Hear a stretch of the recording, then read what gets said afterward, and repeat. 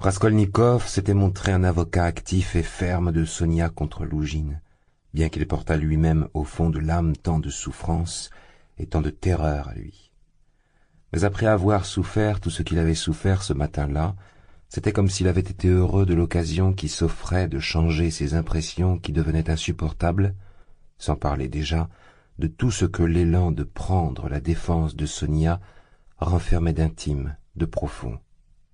Et puis il ne perdait jamais de vue, et cela l'inquiétait terriblement, surtout à certaines minutes, cette rencontre imminente avec Sonia. Il devait lui dire qui avait tué Lizaveta. Il pressentait une torture effrayante, et c'était comme s'il voulait l'éloigner en faisant de grands gestes. Voilà pourquoi, quand, en sortant de chez Katerina Ivanovna, il s'était exclamé « Eh bien, Sofia Semyonovna, qu'est-ce que vous allez dire maintenant ?» Il se trouvait visiblement dans une sorte d'état d'excitation extérieure, de défi, toujours dans sa victoire récente sur Lougine. Mais il lui arriva une chose étrange. Quand il parvint jusqu'à l'appartement de Kapernaoumov, il sentit soudain qu'il perdait toutes ses forces et qu'il avait peur. Il s'arrêta sur le seuil, songeur, avec une question étrange. Est-ce qu'il faut le dire? Qui a tué Lizaveta? La question était étrange parce qu'il sentit soudain à cet instant que non seulement il ne pouvait pas ne pas le dire, mais qu'il était même impossible de repousser cette minute, fût-ce pour un temps. Il ne savait pas encore pourquoi c'était impossible, il l'avait juste senti, et cette conscience torturante de son impuissance devant la nécessité l'écrasa presque complètement. Pour ne plus raisonner ou se torturer, il ouvrit la porte très vite, et depuis le seuil, il regarda Sonia. Elle était assise accoudée à sa petite table, le visage caché dans les mains, mais apercevant Raskolnikov, elle se leva très vite et vint à sa rencontre comme si elle l'attendait. « Qu'est-ce qui me serait arrivé sans vous ?» lui dit-elle très vite, le rejoignant au milieu de la pièce. Visiblement, elle avait voulu lui dire cela le plus vite possible. C'était pour cela qu'elle l'attendait. Raskolnikov alla jusqu'à la table et s'assit sur la chaise que Sonia venait de quitter. Elle se mit devant lui, à 2 pas exactement comme la veille. « Alors, Sonia ?» dit-il, et il sentit soudain qu'il avait la voix tremblante. Toute son affaire reposait sur la situation sociale et les coutumes qui en découlent. Ça, vous l'avez compris? Le visage de Sonia exprima de la souffrance. « Seulement, ne me parlez pas comme hier, fit-elle pour l'interrompre. Je vous en prie, ne commencez pas. Il y a assez de souffrance comme ça. » Elle sourit très vite, effrayée peut-être par le fait que le reproche aurait pu lui déplaire. « J'ai été stupide de partir. Qu'est-ce qui se passe maintenant là-bas? Je voulais y retourner, mais je me disais toujours que... Voilà, vous alliez passer. » Il lui raconta qu'Amalia Ivanovna les mettait à la rue et que Katerina Ivanovna avait couru chercher la justice. Personne ne savait où. « Ah, mon Dieu !»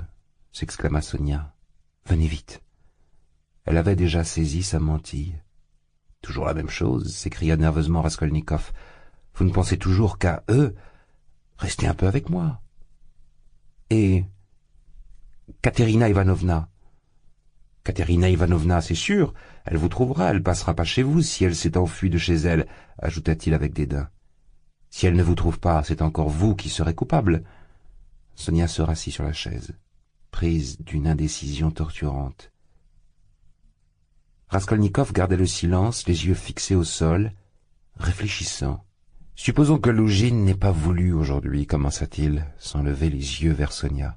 « Bon, mais s'il avait voulu, si ça entrait vraiment dans ses calculs, il vous y aurait mise en prison. Si nous n'avions pas été là, les Betiatnikov et moi, hein ?»« Oui, dit-elle d'une voix faible, oui, répéta-t-elle distraite et pleine d'inquiétude. Mais moi, j'aurais très bien pu ne pas être là. Et les Betiatnikov, lui, c'est vraiment par hasard qu'il a vu. » Sonia ne disait rien. « Et si vous vous étiez retrouvés au bagne, alors quoi? Vous vous souvenez de ce que je disais hier? » Cette fois encore, elle ne répondit pas. L'autre attendit. « Je me disais que vous alliez encore vous remettre à crier.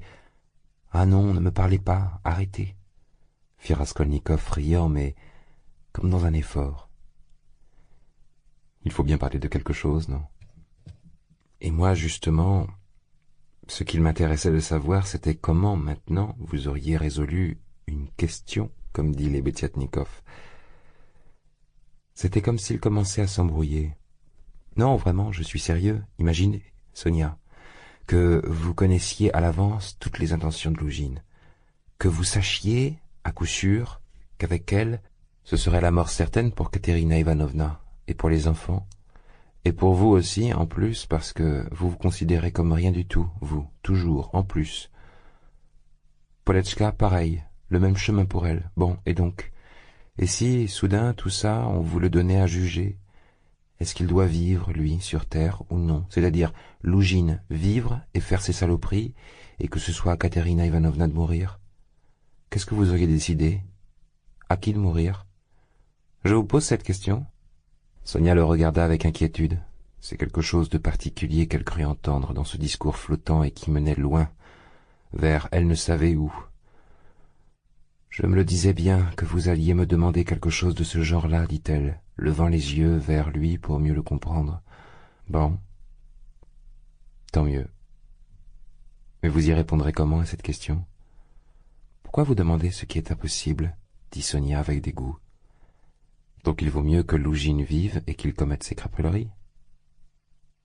Ça non plus, vous n'osez pas le décider? Mais comment puis-je connaître la providence divine? Et pourquoi vous me demandez ce qu'on ne peut pas demander? À quoi bon des questions aussi creuses? Comment ça peut arriver que ça dépende de mon jugement? Et qui donc m'a mise comme juge pour dire qui doit vivre et qui ne doit pas? Dès que la providence divine se met de la partie, là, sûr, on ne peut plus rien, marmonna Raskolnikov d'une voix sombre. Parlez plutôt directement. Dites ce qu'il vous faut, s'écria Sonia avec souffrance encore une fois. Vous menez vers quelque chose? Vous n'êtes donc venu que pour me torturer? Elle n'y tint plus, et soudain elle éclata en sanglots amers. Lui, plein d'une angoisse lugubre, il la considérait. 5 minutes passèrent. N'empêche, tu as raison, Sonia, dit-il enfin d'une voix douce. Soudain il s'était transformé, le ton d'insolence étudiée et de défi impuissant s'était évaporé. Même sa voix avait soudain faibli. C'est moi-même qui t'ai dit hier que ce n'était pas un pardon que je viendrais te demander. Et je commence presque par ça, par te demander pardon. Sur Lougine et sur la Providence, je le disais pour moi, je te demandais pardon, Sonia. Il voulut sourire, mais quelque chose d'impuissant, d'inachevé, se dit dans son sourire pâle. Il inclina la tête et se cacha le visage dans les mains. Et soudain, la sensation étrange, inattendue d'une sorte de haine mordante envers Sonia, lui passa dans le cœur. Comme étonné et effrayé lui-même par cette sensation, il leva soudain la tête et la regarda très fixement.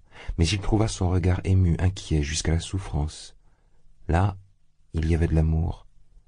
Sa haine disparut comme un fantôme. Ce n'était pas ça. Il avait pris un sentiment pour un autre. Cela signifiait seulement que la minute était arrivée.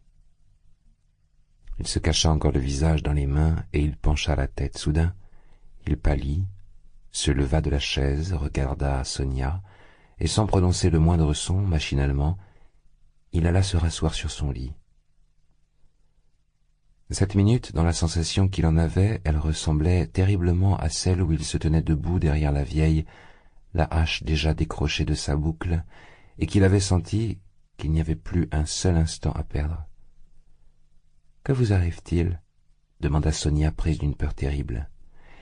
Il était incapable de prononcer un mot. Ce n'était pas du tout, mais pas du tout ainsi qu'il avait prévu de dire, et il ne comprenait pas lui-même ce qui lui arrivait. Elle s'approcha doucement de lui, s'assit sur le lit, à ses côtés, et attendit sans le quitter des yeux. Son cœur, à elle, battait et se figeait, cela devint insupportable.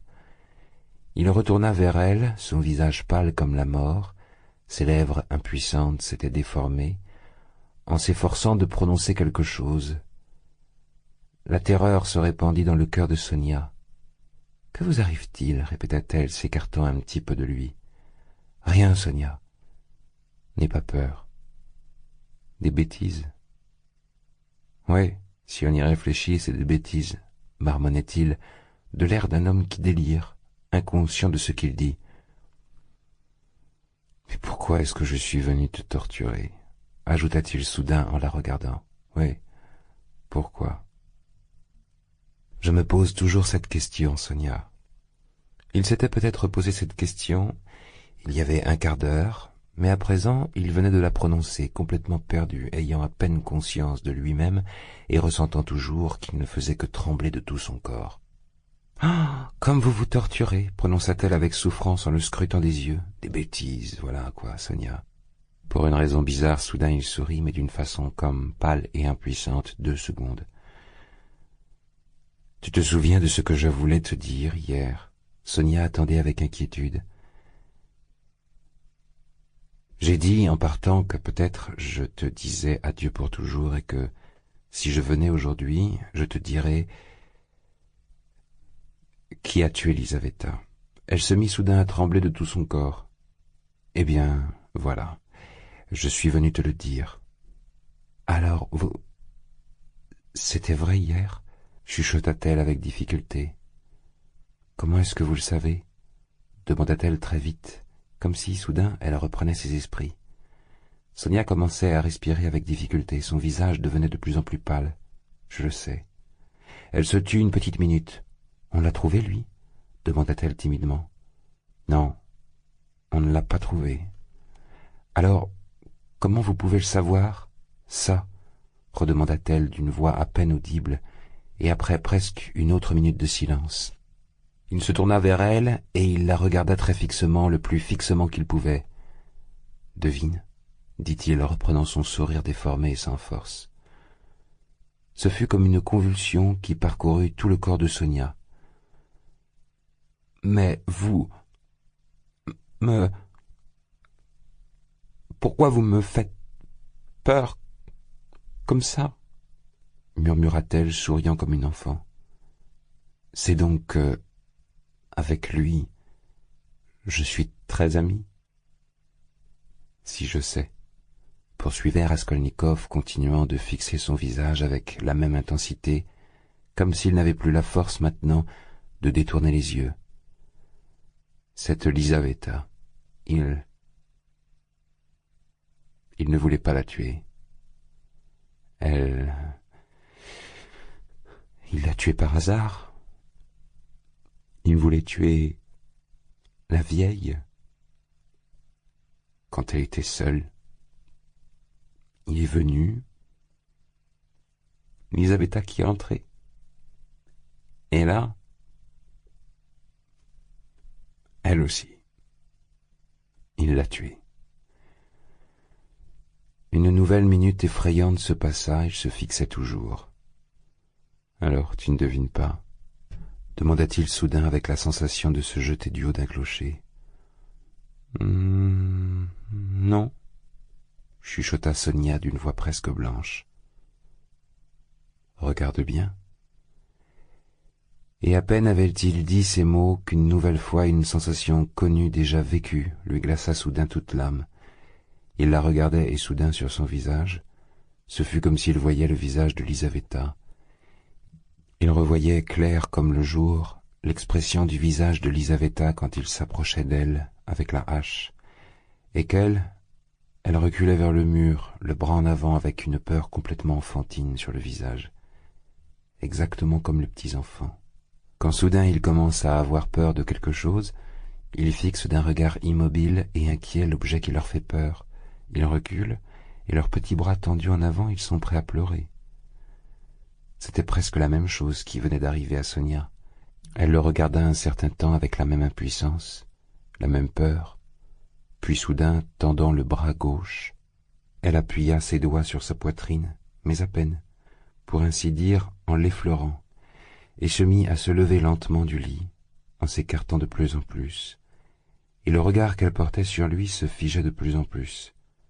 La terreur qu'elle éprouvait se communiqua soudain à lui, comme si une terreur exactement semblable s'exprimait sur son visage.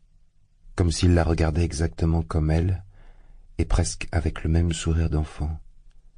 « Tu as deviné ?» chuchota-t-il enfin. Mon Dieu! Ce fut un cri terrible qui s'arracha de sa poitrine. Elle retomba sans force sur le lit, le visage sur l'oreiller. Mais une seconde plus tard, très vite, elle se releva, s'approcha de lui très vite, lui saisit les deux mains et, en les serrant très fort comme dans un étau entre ses doigts fins, elle se remit immobile, comme collée sur place à regarder son visage, avec ce regard ultime, désespéré. Elle essayait de se trouver, d'attraper un quelconque ultime espoir, mais il n'y avait pas d'espoir. Il ne restait plus aucun doute, tout était ça. Mais plus tard, par la suite, quand elle se souvenait de cette minute, cela lui semblait bizarre, très étrange. Pourquoi était-ce précisément tout de suite qu'elle avait vu qu'il n'y avait aucun espoir? Parce qu'elle ne pouvait pas dire, par exemple, qu'elle avait comme un pressentiment de ce genre-là, et pourtant à présent, à peine le lui avait-il dit, il lui sembla que réellement c'était comme si c'était bien ça qu'elle pressentait. « Assez, Sonia, arrête. Ne me torture pas, lui demanda-t-il d'une voix pleine de souffrance.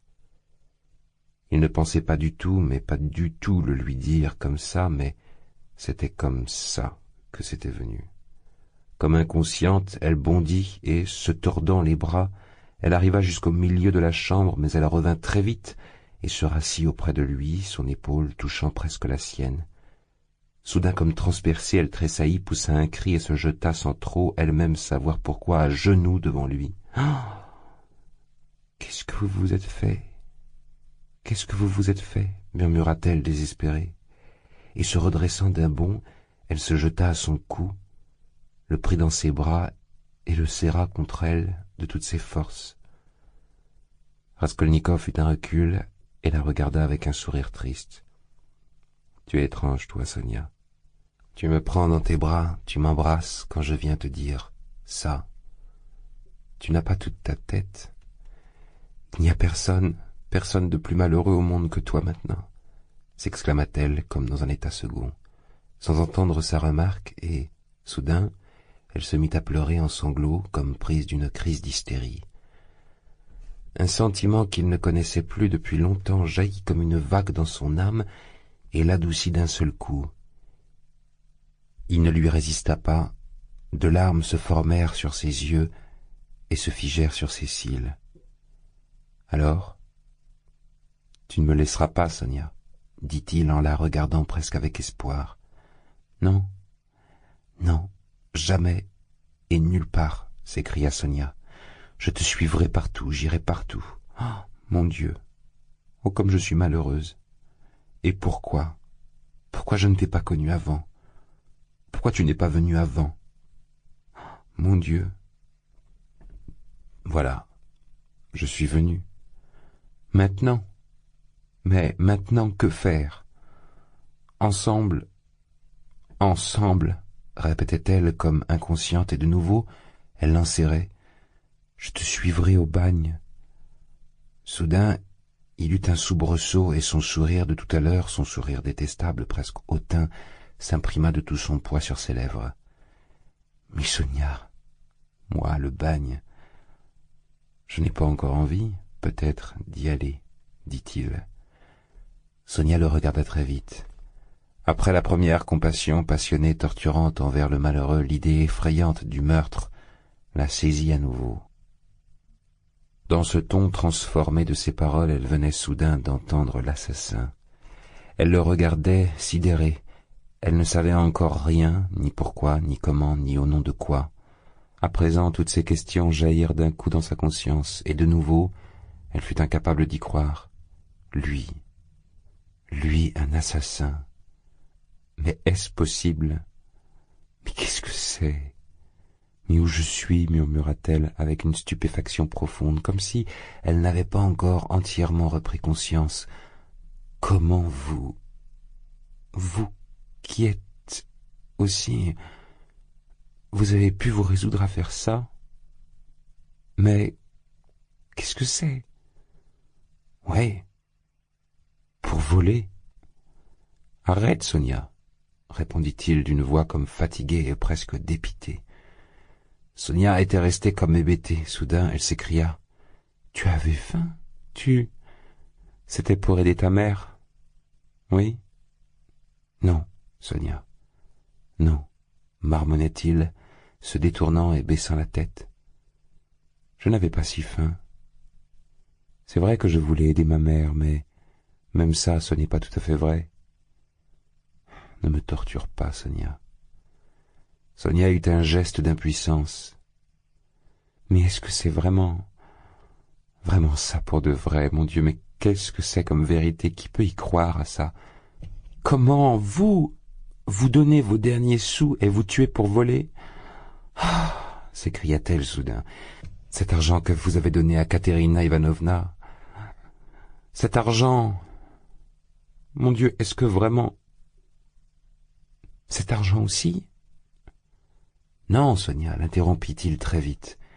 Cet argent, ce n'est pas ça, calme-toi. Cet argent, c'est ma mère qui me l'avait envoyé par un marchand et je l'ai touché quand j'étais malade, le jour même où je l'ai donné. Razumikine a vu. C'est lui qui l'a touché pour moi, cet argent. Il est à moi en propre, vraiment à moi. Sonia l'écoutait avec stupeur et essayait de toutes ses forces de comprendre quelque chose. Mais l'autre argent, d'ailleurs, je ne sais même pas s'il y en avait, de l'argent, ajouta-t-il d'une voix douce et comme pensive. Je lui avais pris son porte-monnaie sur le cou, un porte-monnaie en daim, épais, bourré, comme ça. Mais je n'ai pas regardé ce qu'il y avait dedans. Je n'ai pas eu le temps, sans doute. Bon.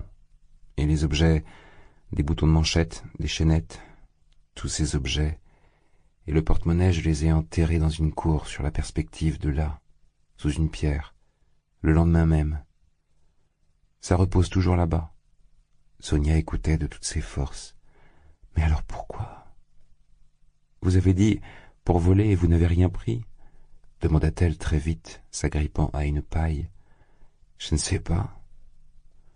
Je n'ai pas encore tranché si je veux le prendre cet argent ou si je ne le prends pas, dit-il, comme à nouveau pensif, et soudain, revenant à lui, il eut un ricanement rapide et bref. Cette bêtise que je viens de dire, hein?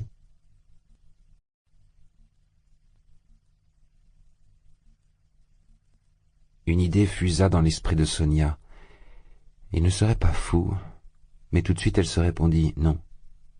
C'est autre chose. Elle ne comprenait rien, non, rien du tout là-dedans. Tu sais, Sonia, dit-il soudain avec une sorte d'inspiration, tu sais, voilà ce que je te dirais.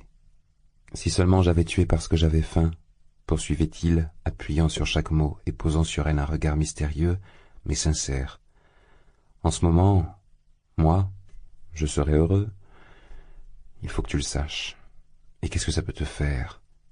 Qu'est-ce que ça te fait? S'écria-t-il une seconde plus tard, avec même une sorte de désespoir. Qu'est-ce que ça peut te faire, si je viens d'avouer, là, que j'ai mal agi? Qu'est-ce que ça te fait, ce triomphe stupide, là, sur moi? Ah, Sonia, ce n'est pas pour ça que je suis venu te voir. Sonia voulut une nouvelle fois dire quelque chose, mais elle se tut. C'est pour ça que je t'appelais hier à venir avec moi, parce qu'il ne me reste que toi. Vous m'appeliez pour aller où? Demanda timidement Sonia. Pas à voler et à tuer, ne t'inquiète pas. Pas ça, fit-il, avec un ricanement méchant. Nous sommes des gens différents. Et tu sais, Sonia, c'est seulement maintenant, seulement là, à la seconde que je l'ai compris. Où je t'appelais hier. Hier, quand je t'appelais, je ne le comprenais pas où moi-même. Je t'appelais pour une chose, j'étais venu pour une chose, juste pour que tu ne me laisses pas. Tu ne me laisseras pas, Sonia? Elle lui serra la main. Et pourquoi? Pourquoi je lui ai dit, pourquoi je lui ai révélé ça? S'exclama-t-il, désespéré une minute plus tard, en la regardant avec une souffrance infinie. Tiens, tu attends que je t'explique, Sonia? Tu restes là? Tu attends, je le vois. Mais qu'est-ce que je peux te dire? Tu n'y comprendras rien. À ça, tu t'épuiseras de souffrance tout entière. À cause de moi. Voilà, tu pleures. Tu me serres dans tes bras. Mais pourquoi tu me serres dans tes bras? Parce que moi-même, je n'ai pas pu supporter, que je suis venu faire porter toute la charge à quelqu'un d'autre? Souffre, toi aussi, moi, ça me soulagera. Et tu peux l'aimer, une ordure comme moi? Mais toi, tu ne souffres donc pas, toi aussi? S'écria Sonia. Et de nouveau, la même vague inonda l'âme de Raskolnikov, et de nouveau, pour un instant, elle l'adoucit. « Sonia, j'ai le cœur méchant, note bien ça. Ça peut expliquer beaucoup de choses. C'est pour ça que je suis venu, parce que je suis méchant. J'en connais qui ne seraient pas venus. Moi je suis un lâche et une ordure. Mais, bon, tout ça, ce n'est pas ça. C'est parler qu'il faut maintenant. Et moi, je ne sais pas commencer. » Il s'arrêta et resta pensif. « Eh non, nous sommes trop différents, s'écria-t-il à nouveau. Un couple dépareillé. Et pourquoi, mais pourquoi je suis venu? Jamais je ne me pardonnerai ça. »« Non, non, c'est bien que tu sois venu, s'exclama Sonia. C'est mieux que je sache. C'est beaucoup mieux. » Il la regarda avec douleur. « Eh bien, c'est vrai, dit-il, comme sorti de sa réflexion, parce que tout ça, ça s'est passé comme ça, voilà. Je voulais devenir Napoléon, c'est pour ça que j'ai tué. Bon, tu comprends? Maintenant. Non, chuchota Sonia d'un ton timide et naïf, mais... Parle, parle, je comprendrai en moi, je comprendrai tout, le suppliait-elle. Tu comprends? Bon, bah, on va voir. Il se tut et réfléchit longuement. Le truc, le voilà. Une fois je me suis posé une question comme ça. Qu'est-ce qui se serait passé, mettons si c'est Napoléon qui s'était trouvé à ma place, et que pour commencer sa carrière, il n'avait eu ni Toulon, ni l'Égypte, ni la traversée du Mont Blanc, mais qu'au lieu de toutes ces choses très belles et très monumentales, c'est tout simplement une petite vieille ridicule veuve d'un secrétaire de collège qui l'aurait dû tuer. En plus de ça, pour lui faucher ses sous au fond de sa malle. Pour sa carrière, tu comprends? Bon. Est-ce qu'il l'aurait fait, ça? S'il n'y avait pas eu d'autre solution, ça n'aurait pas un peu gêné que ce soit enfin trop peu monumental et un péché? Eh bien, je te dis, avec cette question-là, je me suis torturé pendant des mois, au point que ça m'a vraiment fait honte quand enfin j'ai compris, et d'un coup, tu vois, que non seulement ça ne l'aurait pas gêné, mais même ça ne lui serait pas passé par la tête, que ça n'aurait rien de monumental, et même il n'aurait pas compris. Qu'est-ce qu'il y avait de gênant là-dedans? Et si vraiment il n'avait pas d'autre chemin, il lui aurait si bien tordu le cou qu'il ne lui aurait même pas laissé le temps de faire ouf, et sans la moindre songerie. Bon, et moi aussi, je suis sorti de la songerie. J'ai tordu le cou en suivant son exemple. C'est exactement comme ça que ça s'est passé. Ça te fait rire? Oui, Sonia. Et le plus drôle, c'est que ça s'est exactement passé comme ça. Ça ne faisait pas du tout rire, Sonia. Plutôt, parlez-moi directement, sans exemple, demanda-t-elle, d'une voix encore plus timide, à peine audible. Il se retourna vers elle, posa sur elle un regard triste et lui prit les deux mains. Encore une fois, tu as raison, Sonia. Tout ça, c'est des bêtises, presque du bavardage. Vois-tu, tu sais bien, ma mère n'a presque rien du tout. Ma sœur a reçu de l'instruction par hasard et elle est condamnée à traîner sa vie comme gouvernante. Leur seul espoir, c'est moi. Je faisais mes études, mais à l'université, je n'ai pas pu faire face à mes besoins et pour un temps, j'ai été obligé de la quitter. Mais même si ça avait traîné comme ça, d'ici 10 ans, 12 ans, dans le meilleur des cas, j'aurais quand même été, je ne sais pas, instituteur ou fonctionnaire à 1000 roubles de salaire. Il récitait comme une leçon apprise. D'ici là, ma mère se serait épuisée de soucis et de malheurs et, de toute façon, je ne serais pas arrivé à la consoler. Pour ma sœur, bon, ma sœur, il aurait pu lui arriver encore bien pire. Et quelle envie aussi de passer devant tout sans s'arrêter et de se détourner de tout, d'oublier ma mère et l'humiliation de ma sœur, par exemple, l'accepter avec respect. À quoi bon? Pour les mettre dans la tombe et en trouver de nouvelles, je veux dire, une femme et des enfants, et eux aussi, après, les laisser sans le sou, sans un morceau de pain? Bon, et voilà. J'ai décidé de prendre l'argent de la vieille et de m'en servir pour mes premières années, sans torturer ma mère, pour m'entretenir à l'université et pour mes premiers pas après l'université, et de faire tout ça d'une façon large, radicale, pour me construire une carrière, mais complètement nouvelle, me mettre sur un chemin entièrement nouveau, totalement autonome. Bon, et c'est tout. Bon, bien sûr, si je l'ai tuée, cette vieille, ce n'était pas bien ce que j'ai fait. Bon, et ça suffit. C'est dans une sorte d'épuisement qu'il s'était traîné jusqu'à la fin de son récit, et il pencha la tête. « Oh, ce n'est pas ça, pas ça !» s'exclamait Sonia, pleine d'angoisse. « Et est-ce que c'est possible comme ça ? Non, ce n'est pas ça, pas ça. Tu le vois bien que ce n'est pas ça. Mais c'est sincèrement que je l'ai raconté, la vérité. » « Ça, c'est la vérité ? Mon Dieu ! Mais c'est juste un pou que j'ai tué, Sonia, un pou inutile, dégoûtant, nuisible. Un être humain, un pou. Mais je le sais bien que ce n'est pas un pou, répondit-il, la regardant étrangement. N'empêche, je mens, Sonia, ajouta-t-il. Ça fait longtemps que je mens.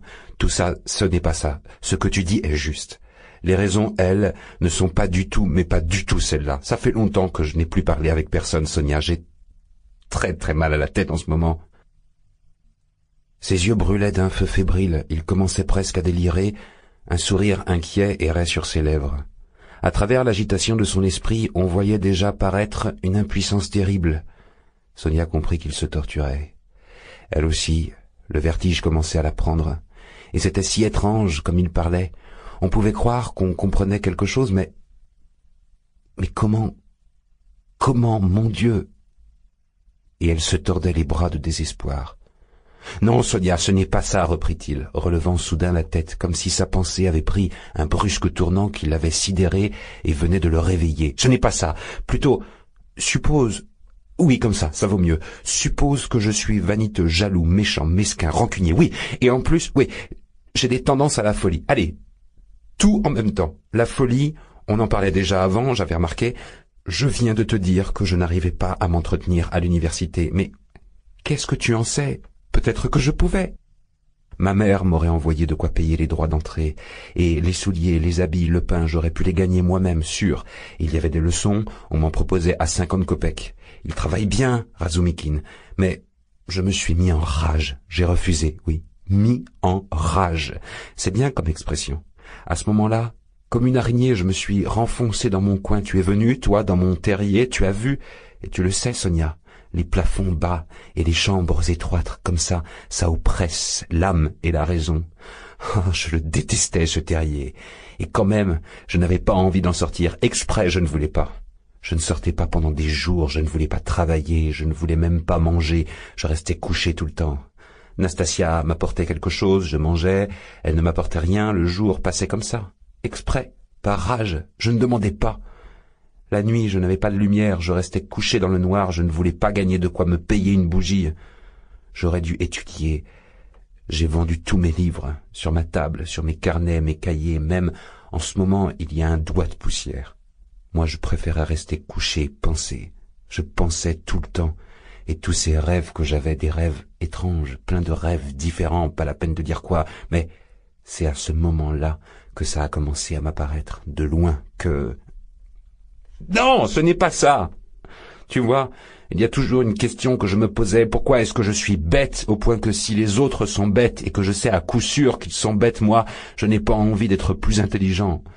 Après j'ai appris, Sonia, que s'il fallait attendre que tout le monde devienne intelligent, on n'aurait pas fini d'attendre. Après, ce que j'ai appris, c'est que ça n'arrivera jamais, que les gens changent et qu'il n'y a personne pour les changer. Le jeu n'en vaut pas la chandelle, oui, c'est comme ça. C'est ça, leur loi, la loi, Sonia, c'est comme ça.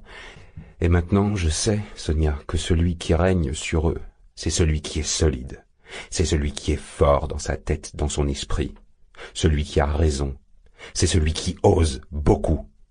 Celui qui sait renoncer au plus de choses, c'est celui qui leur dicte les lois. Et celui qui peut oser le plus, c'est celui-là qui a raison le plus. Ça s'est toujours passé comme ça. Ça sera toujours pareil.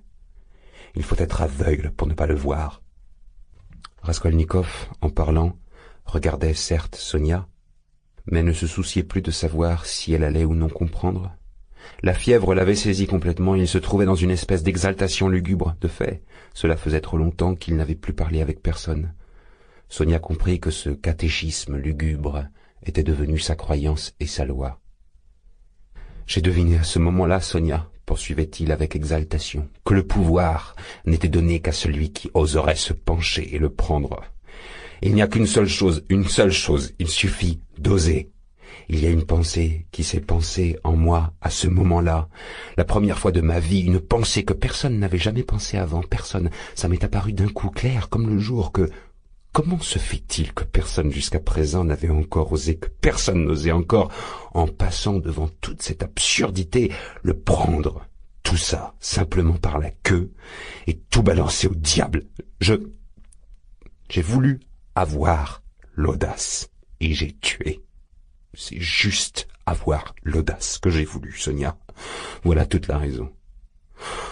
Oh, taisez-vous, s'écria Sonia avec un geste d'impuissance. Vous vous êtes écarté de Dieu et Dieu vous a frappé. Il vous a livré au diable. J'y pense, Sonia, quand j'étais couché dans le noir, et ces visions qui me venaient là, c'était le diable qui me troublait, hein. Taisez-vous, ne riez pas, blasphémateur. Vous ne comprenez rien, mais rien de rien. Oh mon Dieu. Mais il ne comprendra donc rien, non? Rien de rien? Tais-toi, Sonia, je ne ris pas du tout, et je le sais bien moi-même que c'est le diable qui me tirait par la manche. Tais-toi, Sonia, tais-toi, répéta-t-il d'une voix lugubre et insistante. Je sais tout ça je l'ai pensé, je me le suis murmuré dans tous les sens quand j'étais couché dans le noir, tout ça, je l'ai déjà débattu moi-même jusqu'au dernier petit détail, je sais tout. Et que j'en ai eu assez, mais assez à ce moment-là de tout ce bavardage. Je voulais tout oublier et recommencer, Sonia. Arrêtez de bavarder. Et tu crois donc vraiment que j'y suis allé comme un idiot, tête baissée? Non, j'y suis allé comme un gars intelligent. C'est bien ça qui m'a perdu. Et tu crois vraiment que, je ne sais pas, par exemple, que si vraiment j'ai commencé à me poser cette question, oui, à m'interroger moi-même, est-ce que j'ai le droit de le posséder, le pouvoir? Eh bien, donc, c'est que je n'y ai pas droit au pouvoir, ou bien que si je me pose cette question, est-ce que l'homme est un pou? C'est donc que, pour moi, l'homme, il n'est pas un pou, mais que c'est un pou pour celui qui ne se la pose pas. Cette question, celui qui y va directement, sans aucune question. Si je me suis torturé tant de jours durant pour savoir s'il y serait allé Napoléon, oui ou non, c'est que je sentais bien que je n'étais pas Napoléon. Toute la torture de ce bavardage, je l'ai supportée, Sonia, et c'est d'elle que j'ai voulu me libérer les épaules. J'ai voulu, Sonia, tuer sans casuistique, tuer pour moi tout seul. En ça, je ne voulais pas mentir, même à moi-même. Ce n'est pas pour aider ma mère que j'ai tué, du vent. Je n'ai pas tué pour avoir les moyens, le pouvoir, pour devenir un bienfaiteur de l'humanité, du vent. J'ai simplement tué. J'ai tué pour moi tout seul, et après de savoir si je serais devenu un bienfaiteur quelconque ou si, comme une araignée, j'aurais juste pris tout le monde au piège dans ma toile d'araignée, juste à sucer tous les sucs de la vie. Moi, à cette minute-là, ça devait m'être complètement égal. Et ce n'est pas d'argent surtout que j'avais besoin, Sonia, quand j'ai tué. Bien moins d'argent que d'autres choses. Tout ça, je le sais maintenant. Comprends-moi, peut-être si je reprenais le même chemin, je ne le répéterai plus jamais, le meurtre. J'avais besoin de savoir autre chose. Il y a autre chose qui me poussait le bras. Ce que j'avais besoin de savoir à ce moment-là, et de savoir le plus vite possible, c'était est-ce que je suis un pou, comme tout le monde, ou bien est-ce que je suis un homme? Est-ce que j'allais savoir franchir le pas, ou est-ce que je ne saurais pas? Est-ce que j'allais avoir l'audace de me pencher et de prendre, ou bien je ne l'aurais pas? Est-ce que je suis une créature tremblante, ou est-ce que j'ai le droit de tuer? C'est de tuer que vous avez le droit, fit Sonia avec le même geste d'impuissance. Mais Sonia, s'écria-t-il avec agacement. Il voulut répliquer, mais se tut avec mépris. Ne m'interromps pas, Sonia. Je voulais juste prouver une chose, que c'est le diable qui m'a traîné là-bas, et que c'est après qu'il m'a expliqué que je n'avais pas le droit d'y aller, parce que moi aussi, je suis un pou exactement pareil que tous les autres. Il s'est moqué de moi. Et voilà, maintenant, moi, je viens te voir. Reçois ton hôte. Si je n'avais pas été un pou, est-ce que je serais venu te voir? Écoute, quand j'allais chez la vieille, l'autre jour, c'est juste pour essayer que j'y allais. Sache-le. Et vous avez tué? Tué? Mais comment j'ai tué? Est-ce que ça se fait de tuer comme ça? Est-ce qu'on va tuer comme moi? J'y suis allé? Un jour je te raconterai comment j'y suis allé. Est-ce que c'est la petite vieille que j'ai tuée? C'est moi que j'ai tuée, pas la petite vieille. Je me suis réglé mon compte d'un coup à tout jamais. La petite vieille, c'est le diable qui l'a tuée, pas moi. Ça suffit, Sonia, ça suffit. Laisse-moi, s'écria-t-il soudain dans une angoisse convulsive. Laisse-moi. Il s'appuya les coudes sur les genoux et, comme dans un étau, il se serra la tête dans les mains. Une souffrance pareille, fit Sonia dans un cri qui s'arracha de sa poitrine. Alors, que faire maintenant? Dis, demanda-t-il soudain, relevant la tête en la regardant avec un visage affreusement défiguré par le désespoir. Que faire? S'exclama-t-elle, bondissant soudain de sa place, et ses yeux, qui étaient jusqu'alors luisants de larmes, se mirent soudain à briller. Relève-toi! Elle le saisit par l'épaule. Il se releva à demi, la regardant dans une quasi-stupeur. Va tout de suite, à la minute, mets-toi à un croisement, incline-toi, embrasse d'abord la terre que tu as souillée, et puis incline-toi devant le monde entier, aux 4 directions, et dis à haute voix, « J'ai tué ». Alors, Dieu t'enverra la vie une nouvelle fois. Tu iras? Tu iras? Lui demandait-elle, toute tremblante, comme dans une crise, en lui tenant les 2 mains, en le serrant de toutes ses forces dans les siennes, et en le regardant d'un regard enflammé. Il fut stupéfait et resta même saisi de son exaltation soudaine. « C'est du bagne que tu me parles, Sonia. »« Oui. Il faut que je me dénonce alors ?» demanda-t-il d'une voix sombre. « Recevoir la souffrance et se racheter avec, voilà ce qu'il faut. »« Non, je n'irai pas chez eux, Sonia. »« Mais pour vivre, comment tu feras? Avec quoi tu vivras ?» s'exclamait Sonia. « Est-ce que c'est possible maintenant? Maintenant, comment tu parleras avec ta mère? Et elles, qu'est-ce qu'elles vont devenir maintenant? Oh, qu'est-ce que je sais? Ta mère et ta sœur, tu les as déjà abandonnées. Mais oui, abandonnées. Abandonnées. Oh, mon Dieu, s'écria-t-elle. Il sait déjà tout lui-même. Comment vivre sans un être humain? Qu'est-ce que tu vas devenir maintenant? Ne sois pas une enfant, Sonia, lui dit-il d'une voix douce. De quoi est-ce que je suis coupable devant eux? Pourquoi j'irai? Qu'est-ce que je leur dirai? Tout ça, ce n'est qu'une ombre. Eux-mêmes, ils détruisent des millions de gens et ils prennent ça en plus pour de la vertu. Des escrocs, des ordures, voilà ce qu'ils sont, Sonia. Je n'irai pas. Et qu'est-ce que je leur dirai? J'ai tué, mais prendre l'argent, je n'ai pas osé. J'ai tout caché sous une pierre? Ajouta-t-il avec un ricanement mauvais. Mais c'est eux-mêmes qui vont me rironner. Ils diront, tu es un imbécile, si tu n'as rien pris. Un lâche, un imbécile. Ils ne comprendront rien, Sonia. Ils sont indignes de comprendre. Pourquoi j'irai? Je n'irai pas. Ne sois pas une enfant, Sonia. Tu vas te rendre fou. Mais fou de souffrance, répétait-elle, tendant les bras vers lui dans une prière désespérée. Si ça se trouve, je me suis encore calomnié, remarqua-t-il d'une voix sombre, comme dans une songerie. Peut-être je suis encore un homme et pas un pou, et j'ai été trop rapide en besogne de me condamner. Je vais me battre encore. Un sourire arrogant se montra lourdement sur ses lèvres. Porter une souffrance pareille, mais de toute la vie. Toute la vie.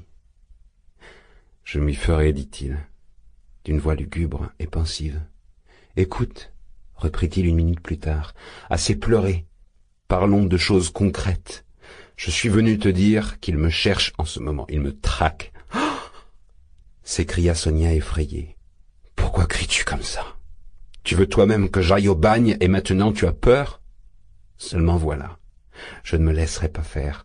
Je vais encore me battre avec eux. Ils ne me feront rien du tout. Ils n'ont pas de vraies preuves. Hier, j'ai été en grand danger. Je pensais que j'étais perdu. Aujourd'hui, tout est arrangé. Toutes leurs pièces à conviction sont à double tranchant. C'est-à-dire que je peux retourner leur accusation en ma faveur, tu comprends? Et je les retournerai, parce que maintenant j'ai appris. Mais m'arrêter, ils le feront à coup sûr. S'il n'y avait pas eu un hasard, ils auraient pu me coffrer aujourd'hui, et si ça se trouve, ils peuvent encore me coffrer aujourd'hui. Seulement ce n'est rien, Sonia, j'y reste un peu. Et j'en ressors. Parce qu'ils n'ont pas une seule preuve réelle, et ils n'en auront pas, je te jure. Et avec ce qu'ils ont, ce n'est pas possible de mettre quelqu'un à l'ombre. Pour ma sœur et ma mère, je vais m'arranger, d'une façon ou d'une autre, pour les persuader, ne pas leur faire peur. Ma sœur, maintenant, d'ailleurs, elle est à l'abri, ma mère aussi, donc... Bon, voilà tout. Sois prudente quand même. Tu viendras me voir en prison, quand j'y serai. Oui, oui. Ils étaient assis côte à côte, tristes et tués, comme jetés par une tempête sur une rive déserte, seuls. Lui, il regardait Sonia et sentait son amour qui venait le recouvrir, et soudain, étrangement, il se sentit triste et oppressé d'être aimé si fort. Oui, c'était une sensation étrange et monstrueuse. En allant chez Sonia, il sentait tout son espoir, tout son salut reposer en elle. Il pensait se soulager d'au moins une partie de ses tortures, et soudain, à présent, quand tout le cœur de Sonia s'était tourné vers lui, il sentit soudain et il comprit qu'il était devenu encore incomparablement plus malheureux. « Sonia, dit-il, le mieux c'est que tu n'ailles pas me voir quand je serai en prison. » Sonia ne répondit pas, elle pleurait. Quelques minutes passèrent. « Tu portes une croix ?» demanda-t-elle soudain d'une façon inattendue, comme si, soudain, elle s'en souvenait. Au début, il ne comprit pas la question. « Non ? Hein ? Non ? Tiens, prends celle-là. C'est du cyprès. J'en ai une autre, en cuivre, à Lisaveta. On avait échangé nos croix avec Lisaveta. Elle m'avait donné sa croix, moi, je lui avais donné ma petite icône. Maintenant, je vais porter celle de Lisaveta. Toi, tiens. Prends, c'est la mienne. La mienne, suppliait-elle. On va aller souffrir ensemble. Ensemble, on va porter la croix. Donne, dit Raskolnikov. Il ne voulait pas lui faire de peine, mais il repoussa tout de suite, la main tendue vers la croix. Pas maintenant, Sonia, plus tard, c'est mieux, ajouta-t-il pour l'apaiser. Oui, c'est mieux, reprit-elle avec passion.